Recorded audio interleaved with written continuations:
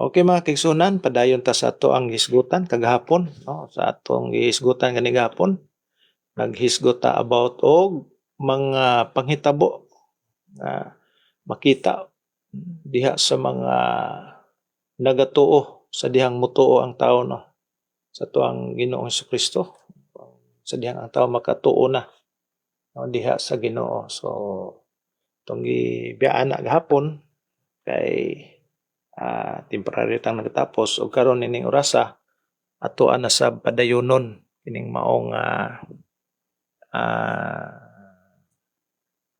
kining pagtuon. So diha nato makita, no, doon na siya relasyon ngadto sa amahan, doon na siya pakigsandurot ngadto sa Dios, nakabaton na siya og grasya sa Ginoo. Posible nga dako na kayo iyang mga kalipay. Di kay posible gyud nga doon na siya kalipay sa pagpaminaw sa pulong sa Dios. Bisan gani sa iyang personal studies nagatuon siya sa balang kasulatan na kaniya ang kahangawa, langit nung desire diin nagahandom na siya nga makatuon pa sa pulong sa Ginoo. So isa na siya ka mga panghitabo nga bation sa usa ka tawo sa dihang makatuo o gihatagan na siya pagtuo sa Ginoo. Doon na siya mga kalipay diya sa pulong sa Dios. Kay ang tawo mga kaigsuonan, do bisan nasayod sila nga nindot ang pag-alagad sa Ginoo, pero ang uban dili makahimo tungod kay lagi, no, sa mga kabalakan ng kalibutan na, sa mga kaguol, dili nila ma-concentrate ang pagpamalandong sa pulong sa Ginoo bisan ang pagkinabuhi niya na, no. So mo na kay kung tagang kag pagtuo sa Ginoo, tuo na ka sa Ginoo, at all cost mangita jud kag pamaagi nga makatuon jud ka sa pulong sa Dios. Mangita jud ka sa mga espirituhanong butang. Sama nining pagpaminaw nato karon sa atong programa. So doon na siya kining gitawag og relasyon sa Ginoo. So ano man na mga kaigsunan, so ang inaana man ang bation sa usa ka mga usa sa mga tawo makabaton og pagtuo sa Ginoo. Tungod kay una nahimo na siyang anak sa Dios. Okay, tan-awon ra gud nato ang Juan kapitulo 1 bersikulo 12 o 13. So padayon sa 13. Okay, tan-aw na to ha. Juan kapitulo 1 bersikulo 12 ngadto sa 13. Matod pa, apan sa tanang midawat kaniya, sa tanang mituo sa iyang ngalan, kanila nagahatag siya kagahom sa pagkahimong mga anak sa Dios. Kanila nga nangatawo dili gumikan sa dugo, ni sa pagbuot sa unod, ni sa pagbuot sa lalaki, kundili sa Dios. So mahimo na siyang anak sa Dios mga kaigsunan. Dili gumikan sa dugo, buot pasabot, dili gumikan sa pagbuot sa tao o sa kaugalingong pagbuot, kundili sa pagbuot sa Dios. So karon makita nato mga kaigsunan, kini ding pagkaanak nato sa Ginoo, pagkaanak nato sa Dios, dili din ni ato ang desisyon, dili din ni ato ang pamaagi nga one day sa atong kinabuhi naka-decide ta nga mga lagad sa Ginoo, dili. So dunay proseso mga kaigsunan. So ang process niya na dunay mga nahitabong experiential salvation, dunay pagpaminaw sa pulong sa Ginoo, paghandom kanunay sa pulong sa Ginoo, kanunay kang nangita ba sa mga butang nga iya sa Dios. Og pinaagi niya na mga kaigsunan, nagakalipay ka na makadungog sa mga mensahe sa mga kamatuoran. Labi na nining to ang ginamantala karon sa pagpaambit sa maayong balita. So dinhi atong makita nga ang tao di ay kung mahimo siyang anak sa Dios, dili din na sa iyang kaugalingong pagbuot, kundili pagbuot sa Dios matud pa sa bersikulo 13 sa katapusang bahin. So diha usab makita na ang gitawag natog na hinay-hinay ka nagka-born again, no? Or na-born again ka na. Sa dihang di nakaganahan mohimog sala, nanay mga konsensya nga mahitabo sa imong kinabuhi kung makahimo kag sala, dili na ka mag-desire og himog sala, doon na kay mga uh, kuan na ba kaning gitawag nato kalaay sa pagbuhat og sala, ug wala na ka nag-desire pa nga maghimog sala. So kana pa lang puntuha daan mga kaigsunan, diha nimo ma-feel, makita nga ginahinay ka nang giusab sa Ginoo o ginahinay ka nang giborn again sa Ginoo. Kay nganuman, kay ang tao nga dili i-born again sa Ginoo o dili anak sa Ginoo, dili gyud na siya maghandom sa mga butang espirituhanon. Dili na siya maghandom sa mga bisan karon sa pagtuon sa pulong sa Dios. Kaya lang kaniya sa man na boring man kay nang pagpaminaw sa pulong sa Ginoo, laay man kay na magduka man ta na. Daghang mga rason. Pero ang katawhan sa Ginoo, kamon diha nga naminaw kita sa akong eksperyensya mga kaigsunan, mahuman kog paminaw sa pulong sa Ginoo, no, mag-continue pagyud gani ko sa akong kaugalingon. Mo na diha bitaw sa ako ang trabahoan, nagadala-dala gyud ko gamay namang ko'y gamay nga Biblia. Kaya nga naman, panahon nga bakante, basa ang pulong sa Dios. Ay Biblia diya nga New Testament o kanang naapoy Book of Proverbs ug Psalm, daghan nakitag matun-an diha. No, kay kanang mga basahon na nagatudlo kana nato mga Kristohanon sa pagkinabuhi o yun sa kabubuton sa Dios. So diha pa lang daan mga kaigsunan, nahimo ka ng anak sa Dios, giborn again ka na. Kay ingon sa gidaghanon, sumala sa nakadawat ug midawat. Yun ang uban nga, free will man na, Brad. Dili na siya free will. Daw tan-aw nimo, there is a verse 12, free will. Pero kung padayonon nimo ang bersikulo, nagsulti nga dili di ay pinaagi sa free will sa tao nga makadawat siya o mahimo siyang anak sa Dios. So dili desisyon sa tao, dili.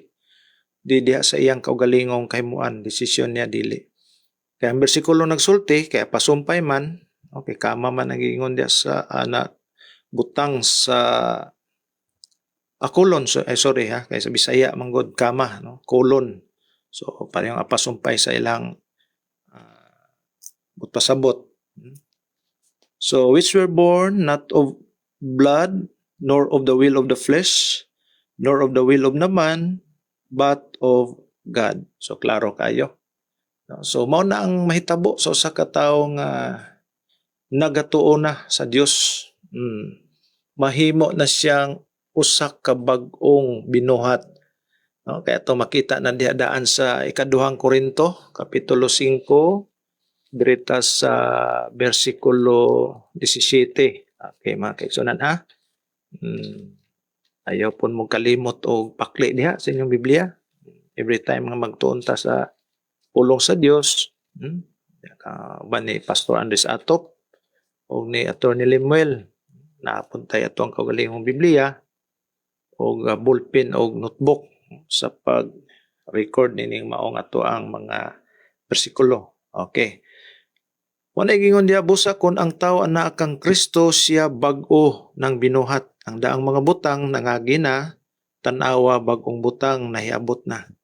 So diyan nato makita mga kaigsunan nga ang usa di ay katao kung nakabaton gihatagan na siya pagtuo sa Dios, nahimo na siyang bagong binuhat or nahimo siyang usa ka new creature.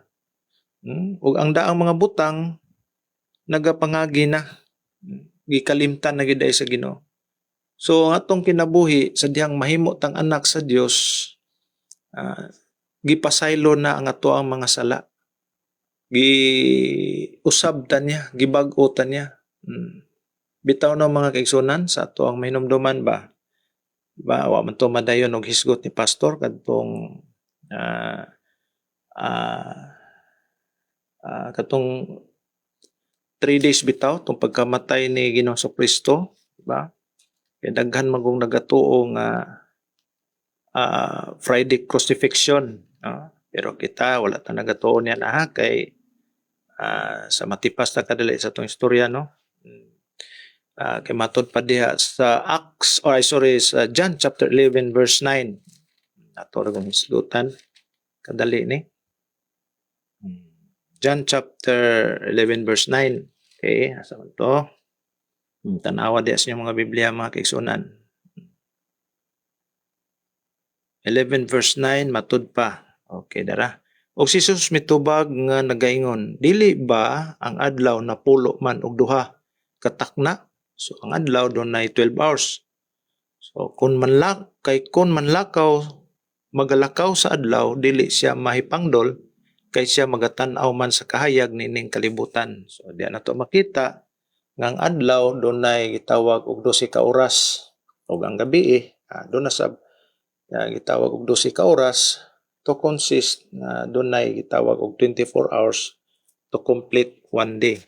So kita mga sovereign gracer, landmarker, nagatuot ang adlaw sa kamatayon ni Ginoong Kristo nahitabo diha sa Miyerkules alas 3 sa hapon. Alas 3 sa hapon. Miyerkules pagka Huwebes alas 3 one day. Pagka Huwebes, Biyernes second day sa alas 3 sa hapon. Pagka Sabado alas 3 sa hapon to complete the 72 hours. Ka 3 days niya na. So putan na nganong wala man nahimong untop ang kining pagpakita ni Ginoong Kristo sa mga apostoles diha sa posible, no? Pwede naman to siya magpakita sa hapon. Kaya alas 3 to complete 72 hours, 3 days na, no? Sa Sabado pa lang. So nganong didto man gyud nahitabo sa kadlawon, sa dusk, no? Katong magulang gamay sa nag-ilog ang kahayag og kangit-ngit na sa kabuntagon. Magulang gamay ba sa pulong nga gitawag og dawn kadlawon. So nganong didto man gyud si Ginoong Kristo mipakita sa iyang mga apostoles tungod kay dunay dako kaayong simbolo, dunay meaning ang maong mga actions ni Ginoong Kristo. Nya gawas pa pod wala po'y makabuot sa Ginoo kung dili siya magpakita atong duwa man pod siya mahikot sa obligasyon nga kinahanglan mo padayag din siya mga alas 3:01 sa iyang mga tinun-an ula. No, posible napatoy mga pag conversation sa amahan. Hindi lang ko nato. Nayuban bitaw mga kaigsunan, no? Kanang kuan ra kayo, kanang mitro-mitro ra kayo mo kuan ba? Buragi obligado yung Ginoo nga after 72 hours aron makatuoy mga 3 days jud ka Miyerkules ka namatay, pakita din ka mga alas 4 sa hapon. So dili na mga kaigsunan ha, di nato naon nga inana ang atong Ginoo. Magagad ra gyud kas Ginoo mga kaigsunan kay ngano man kay siya ang magbubuot sa tanan.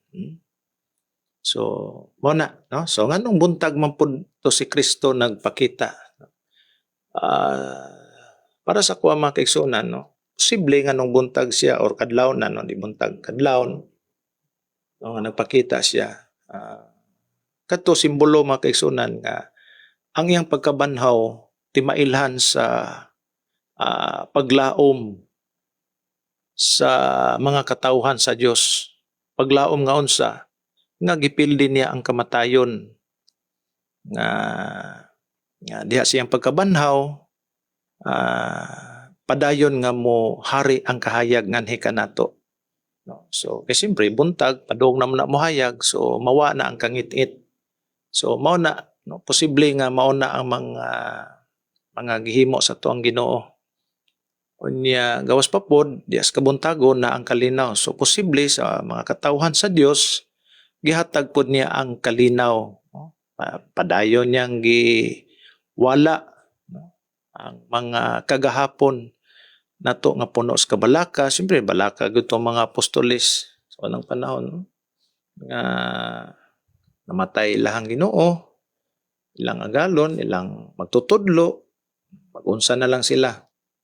Pero sa banag-banag sa kabuntagon, mga kaigsunan, nahimong malaumon ang tanang magtotoo, mga disipulo, mga alagad ni Ginoong Kristo pinagi siyang pagpakita. So, diha na to makita nga ang pagkabanhaw ni Ginoong Kristo mao'y kadaugan sa atong kinabuhi nga ang mga katawhan sa Dios dili na magpabilin sa kangit-ngit kundili magapuyo gid diha sa kahayag. So tama gid tong giingon, no? Dinhi sa Pedro o unang Pedro kapitulo tanawon ra nato diri sa 2 man siguro na. Unang Pedro 2, okay na ra. Versikulo diri ta sa 9. But ye are chosen generation, unang Pedro 2:9 matud pa. Apan kamo may usa ka kaliwatan nga pinili, ang kahugpungan sa mga harianong saserdote, ang nasod nga balaan, ang katawhan nga iyang kaugalingon sa Dios, aron kamo magamantala sa kahibulongang mga buhat niya nga nagatawag kaninyo gikan sa kangit-ngit ngadto sa iyang katingalahang kahayag. So wala na ta or di na ta magpuyo sa kangit-ngit kundi na nata sa iyang katingalahang kahayag. So diya gid nato makita, no, nga ang Dios nagapuyo gyud diya sa kahayag. Wala diha sa kangit-ngit. Bitaw, no, speaking of kahayag na pod mga kaigsunan dinhi sa Genesis, di ba? Atong lakbitan gyapon ning kahayag, ha. Dinhi sa nahinumdum mo, na wa may nabantayan tanawon ra gud nato niya. Okay, Genesis. Okay, sa to kong Genesis de. Tara. Okay, wa mo na obserbaran nini mga kaigsunan, di ba? Kaning Genesis chapter 1 verse 1 sugod ta. Sa sinugdan gibuhat sa Dios ang mga langit ug ang yuta. Ug ang yuta awaaw ug walay unod. Ug ang kangit-ngit diha ibabaw sa naong sa kahiladman. Ug ang Espiritu sa Dios naglihok sa ibabaw sa naong sa mga tubig. Ug miingon ang Dios, mahimo ang kahayag ug diha ang kahayag. Kung sa inyong na-observe mga kaigsunan sa kahayag dinhi sa verse 3. Di ba? Niingon diri sa verse 3. And God said, let there be light, and there was light. Kung sa inyong ma-observe diri mga kaigsunan. So ang atong ma-observe diri, diha na to makita nga ang Dios naga-existar siya siyang kaugalingong kahayag. Kay ngano man naa pa man dinhi sa verse 14, no, nasa I think nasa upat ka adlaw pa gihimo ang adlaw, di ba? Matud pa dinhi sa verse 14 tan-aw na to, ha. Og miingon ang Dios, mahimo ang usa ka kahayag sa hawan sa langit aron sa pagbulag sa adlaw gikan sa gabii. Og himoa sila nga alang sa mga ilhanan, ug alang sa mga panahon, ug alang sa mga adlaw ug sa mga katuigan. No, kanusa nahimo ang adlaw ug ang buwan?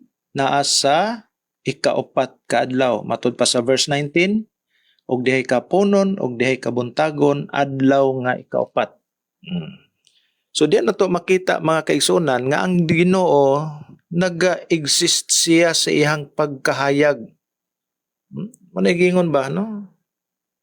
How there was a light before there was any sun. So diyan na to makita nga ang Dios nagapuyo gyud ay sa kahayag. Diri pa lang dan sa verse 3 ni deklarar na siya nga mahimo ang kahayag ug diha ang kahayag. So diha pa lang daan sa pagbuhat niya sa kalibutan tinuod no nahimong awaaw, walay sulod, giharian pa sa kangit-ngit kay siyempre kay sugod-god.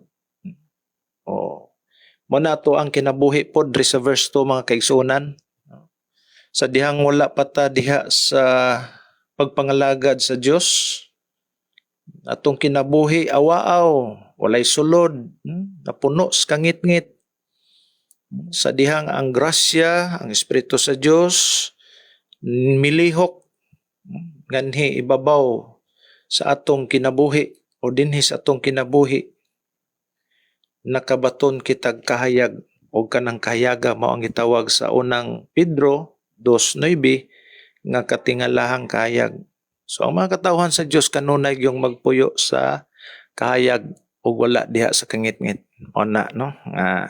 Muna rason nga nung si Ginoong Kristo nagpakita siya og buntag sayo or kadlawon sa iyahang mga tinun-an kay paghatag kanila og paglaom.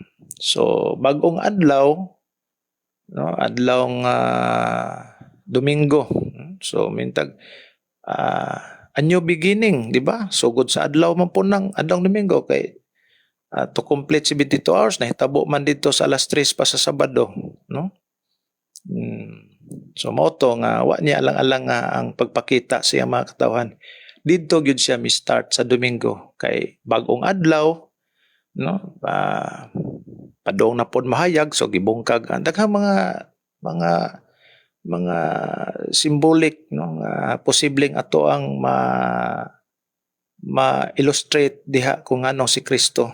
Bilang gud nato kayo pod apikihon ang Ginoo. Lord nganong wa man jud ka pakita sa pagkabanhaw nimo dayon diha-diha. Dili lang makaigsunan no, di lang kay nato anaon pong Ginoo kay sa tinuod lang no. Yang kamatayon tungod biya nato. Naghatag siya kanato kaluwasan. Salamat kay sa Ginoo sa iyang kinabuhi nga nahimo tang angayan at tubangan sa Dios. Salamat kay sa iyang dugo nga giula. So diha no, gihimo niyang bag-o tanan. So ang tao di ay kung naa kang Kristo Jesus, na diha sa Dios, mahimo siyang anak sa Dios, mahimo siyang bag-ong binuhat. So tama ang ingon sa kasulatan, he's a new creature.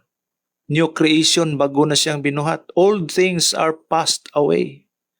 So gihimo kaniadto ni Ginoong Kristo ang pagluwas og karon og tan-awa ang tanang butang nahimong bag-o nganhi kanatong mga katawan sa Ginoo, nganhi kanatong mga alagad sa Dios. Bagong adlaw, bagong kinabuhi, diba? Inana kanunay nga to ang gipasalamatan sa Ginoo. Kay man kay kanang sa Lamentations, Lamentations ni Jeremiah, there is Old Testament.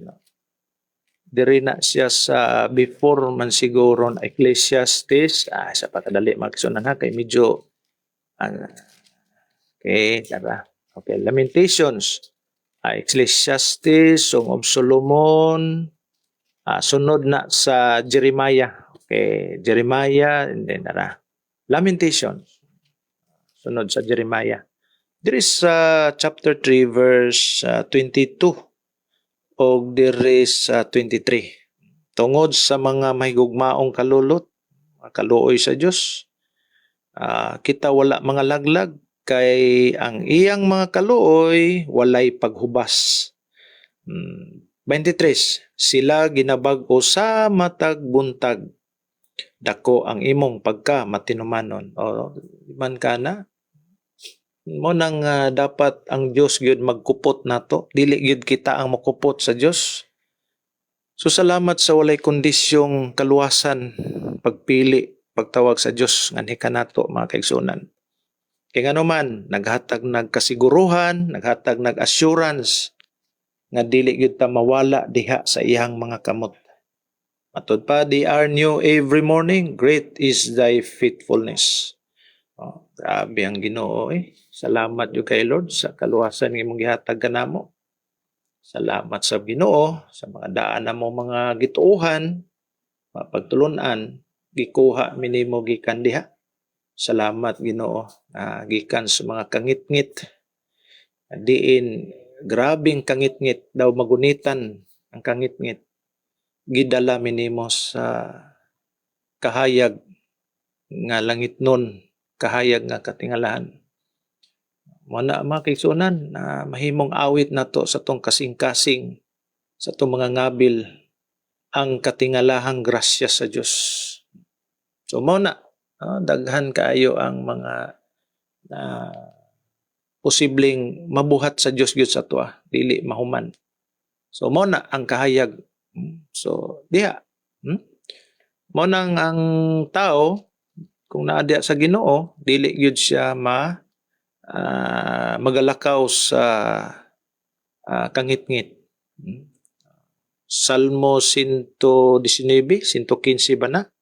Tanaw na ko nato ha. Ato lang pabrihan kay para di gyud kay tatanto ma. 119, versikulo 105. Okay. So, ang iyang mga pulong may kahayag sa tuang alagyanan. 105. Okay, wait lang ha. Okay, mga kaigsunan, ay kalimot sa inyong Biblia diya ha. Kapi-kapi samtang minaw pulong sa Dios nini nga sayos kabuntagon. Okay, Salmo 115 versikulo 5. Ang imong pulong maoy lamparahan sa akong mga tiil ug kahayag sa akong alagyanan pagkanindot. Ang importante gyud ang magtuon sa pulong sa Dios kay mahimo siyang kahayag sa tuang hunahuna, sa tuang kasing-kasing, sa tuang mga lagyanan ug may maghatag kanato giya sa tuang mga lakang. So muna ang pulong sa Ginoo magagiya gyud kanato. So ang imong pulong mao'y lamparahan sa akong mga tiil ug kahayag sa akong alagyanan. So mabitaw na no nga kanang giingon dia sa Mateo 22 versikulo 29. Tanaw ra ba nato di 22:29. Si Jesus mingon kanila nga nagaingon, nangasayop kamo kay kamo wala makasabot sa kasulatan ug sa gahom sa Dios. Mo importante yung magtuon ta sa pulong sa Dios aron di ta masayop.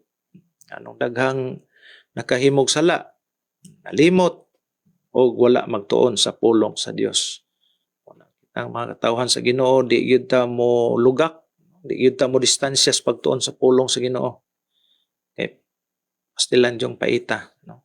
So una Ginoo kanunay mag-uban kanato mo nang gyud ta kanunay diya sa mga kabubuton dot gyud ta kanunay mga kaigsunan. So mo na diha so mahimo na siyang bag-ong binuhat. Okay, mga kaigsunan hangtod dinhi lang sa ta siguro taman no kay basig ilo na tog lapas sa pod ning 30 minutos. Okay mga kaigsunan, for the meantime, temporaryo na tang magtapos nini nga to ang pagsibya karon apan uban sa kalugtabang sa Ginoo. Padayonon ta ni ugma. Padayonon ta ni. So mo na ang mga magakahitabo. Manay gitawag ba mga progressive salvation. Nagausbaw no nga panghitabo sa mga katawhang giluwas sa Dios. Active kaluwasan nga gihatag sa Dios ngani kanato. Dili patay kundi buhi sama sa Dios nga buhi nga naghatag sa kanatog buhing paglaom, nga naghatag sa kanatog kinabuhing walay katapusan aron mabuhi ta uban sa Ginoo mga kaigsunan sa walay katapusan dito sa himayang dayon, dito sa gingarayan sa langit. Okay mga kaigsunan, no, nindot kayo tunan ng pulong sa Ginoo, daghan gyud tang malakbitan nga mga pagtuon. Napagani din ni sa nindot yung kaning sa Salmo pag yun. Kaning book of Psalm 119, the whole chapter, di ba? Verse 150 mo siguro ni taman. Pagkanindota diri, way laing gipromotar ning kapitulo ha mga kisunan ang pulong sa Dios. Yung na-observe na sa verse Psalm 119, verse 1 hangtod sa nitaman ha, 150, wa ko masayop ang kuan ni taman, 176, sorry, 176 verses. Isalay buod or isalay but pasabot nini nga gilangkuban nining kapitulo ha. Naghisgot og pulong sa Dios. Matod pa din sa verse 1, blessed are the undefiled in the way who walk in the law of the Lord. Magalakaw sa kasuguan sa Dios. Daghan bang kasuguan mga kigsunan? Torya po na isgutan kay ay tugot sa Ginoo, makatuon ta or si pastor baka no, makadaklit or si Attorney Limuel makadaklit sa pagtuon about bibliology, no? Bibliology. Pagtuon sa kasulatan. Diyan nato na makita mga kigsunan kung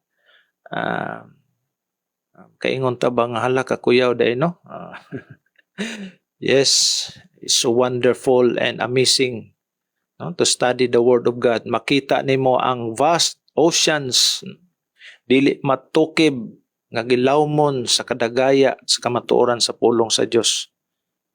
Pertinindota gyud. So mao na. Again mga kaigsunan, salamat sa Ginoo nining panahon nga gihatag ngani kanato. Kani natong naisgutan na sab ang pulong sa Dios. Padayon ta ugma tugot sa Ginoo. Okay? Mga kaigsunan, mga higala nga tigpaminaw nga nagsunod nitong programa, sa gihapon ako magaingon kung wala ka pa sinati sa kaluwasan, kung magaingon nga pagpakiloy kang Ginoo Kristo, iampo kaniya. Makasinati ka sa kaluwasan, kaya kaluwason, o makatuo ka sa mga pulong, sa mga maayong balita nga gikamantala sa iyahang mga katawhan. Iampo nimo sa Ginoo kini akong paminawan sa sovereign grace hour, unta Lord, tinuod ba ni Jesus sa Ginoo mga kaigsunan, kay siya gyoy mo lead kanimo sa kamatuoran kung iya ba sa tao ang mga pagtulon-an din hinining dapita. So kung wala ka pa kasi natig kaluwasan, wa pa nimo na dawat si Ginoo Kristo, iampo sa Ginoo. Makasinati ka og imong ikinabuhi ang mga pagtudlo sa Ginoo. So ako magaingon na lang, repent, believe the gospel, atong tapuson ni sa mga pagampo. Amahan nga langit nun, Dios nga balaan, kanimo nining taknas kabuntagon uban sa mga kaigsunan nga naminaw nining programa. Lord, nagaduol kami diya sa imong gamanang trono sa grasya. Dunay dako nga kasing-kasing sa pagpasalamat nga na kanimo sa imong mga kayo. Salamat Lord sa imong mga pulong nga naga-remind kanamo nga dunay nagakahitabo sa among kinabuhi o kini active nga nagalihok sa among kinabuhi. Salamat Lord nga kami imong adapt ingon nga mahimong imong mga kanakan ug mga katawhan. Salamat Lord sa bag-ong kinabuhi, bag-ong pagkatao, bag-ong identity sa mo ang kinabuhi diya sa imong tubangan. Salamat Lord nga nahimong gikalimtan nimo ang tanan sa among kinabuhi. Aron lamang katagan nimo kaming maayong kaugmaon. Salamat Lord sa imong pagpasaylo sa among mga sala. Matod pa sa imong nalatid sa kasulatan. Salmo 103, versikulo 12, daw ang among sala imong pahimulag ka namo. Gikan sa gilayon, gikan sa kasadpan, gikan sa sidlakan ngadto sa kasadpan ang gilayon. So, pasabot Ginoo, wala na gyud nimo gihinumduman pa ang among mga kanhiayng kinabuhi o pagpakasala. Salamat Lord sa dugo sa imong bugtong anak nga si Ginoo Kristo na naula sa krus nga mo'y dako kayong hinungdan nga nakabaton kami sa kaluwasan. Ginoo, sa pagpadayon namo sa imong mga pulong sa pagtuon namo sa imong mapulong. Padayon ka Ginoo nga magadasig, magapatubo ka namo sa pagtuo. Ginoo, kini may among mga pag-ampo, paghangyo kanimo, uban ni kami nining tibok adlaw. Ning tanan Lord, among gi-commit nga na kanimo, pinagi sa ngalan sa imong bugtong anak si Jesu Kristo, among Ginoong manluluwas. Amen.